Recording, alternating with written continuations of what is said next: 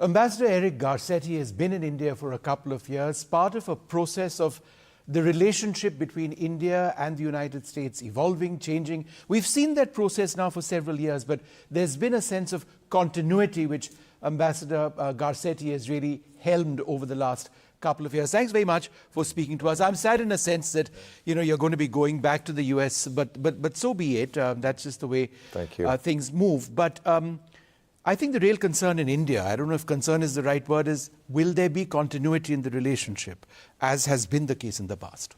I couldn't be more confident of that. And I say that as somebody who has loved every minute of being ambassador here. Right. This is the most consequential relationship. And a generation ago, the depth of it would be unimaginable that we have today. I think a generation from now, it'll be absolutely indispensable. And it hasn't mattered whether it's a president who's a Republican or a Democrat. Hasn't mattered here who's in power as prime minister. This was the most pro-Indian president, I think, in U.S. history. We have the most pro-American prime minister in Indian history. But every next prime minister and president wants to top the last one even further. And that speaks to how close our people are and how strategically aligned we are, but how our hearts also continue to feel the same way about each other. You used the word strategic. In a sense, the old civil nuclear deal was the beginning of the takeoff of the strategic relationship. But many would say it's not really been realized because we haven't really seen American nuclear technology in India in terms of big plants being set up. There are some laws which have changed. Do you believe that we can now see a greater involvement of American companies in the Indian nuclear sector? There's been great work in this area, and I'm very optimistic about what the future will bring. I've talked to opposition and BJP leaders who say that they think that there's a legislative solution on some of the liability for the large ones, but the technology is also changing to small modular reactors. We have amazing American companies, some Indian companies we just took off of our list, allowing them to do now business directly. This week we announced that in the United States. Let's create a partnership on nuclear power to make sure it's not China or somebody else who defines the reactors, not just for electricity, but for the propulsion of ships and other things in the future. Imagine U.S. technology, Indian manufacturing prowess.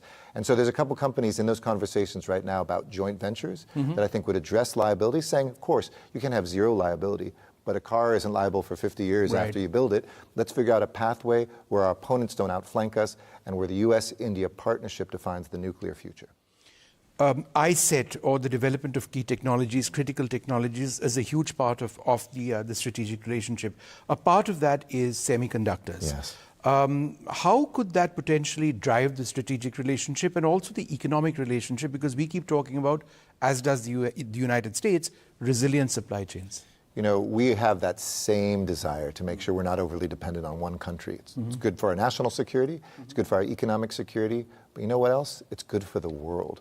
When the US and India can combine the two powers that we have of people, technology, expertise, as we're seeing record semiconductor investments in India, where it's one of the best places to invest in semiconductors, Micron and other companies coming here, we know that the everyday the fabs that can generate those things that power our cars and our air conditioners and our refrigerators, as well as the complex ones that'll be in weapons systems, artificial intelligence, quantum computing. We've got to do this together. And our vision as democracies is technology that connects and protects, not that divides and harms. So I think this will be one of the great legacies of our work over the last 2 years.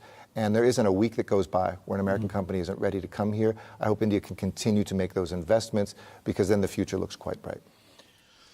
There is also a concern over here that with the Trump administration coming to power, there is talk of tariffs. Would that be something which is problematic? A, tariffs. B, we have Atmanirbharta, or Make in India, being our big. America is now focusing and likely to focus more under Trump on Make in America. So tariffs and this divergent vision, is that going to be a problematic thing?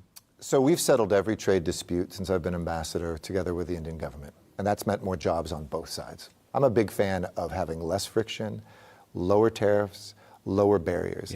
I think President Trump is saying, let's have an honest conversation. For too long, we've protected certain industries.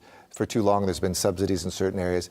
If we want to get as close as our rhetoric is in reality, Let's figure out a way to have that honest conversation, maybe do something more comprehensive, especially in critical technologies. For instance, when we manufacture our Apache helicopter components here, or our C-130 fuselage here, that's great for both countries. It creates jobs back in America, where we do final assemblage. It creates technologies and jobs here. If we get into a trade dispute, who wins? Right. Well, we know which countries win when we're fighting with each other. So I don't mind an honest conversation the way he's presented. And I think in some ways it's a challenge to us. We've done a great job with what we needed to do to lay the table. How do we get to the feast?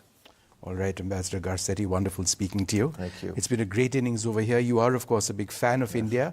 Thank you so much for speaking to NDTV. And don't forget to come to Los Angeles for the 2028 Olympics, when We will be cricket there. will be in the Olympics. That's true, and I it will will. celebrate, if America doesn't win, which I don't think we will, an Indian gold. All right, thanks very much. Thank you. Appreciate it. that. Thank you. Thank you.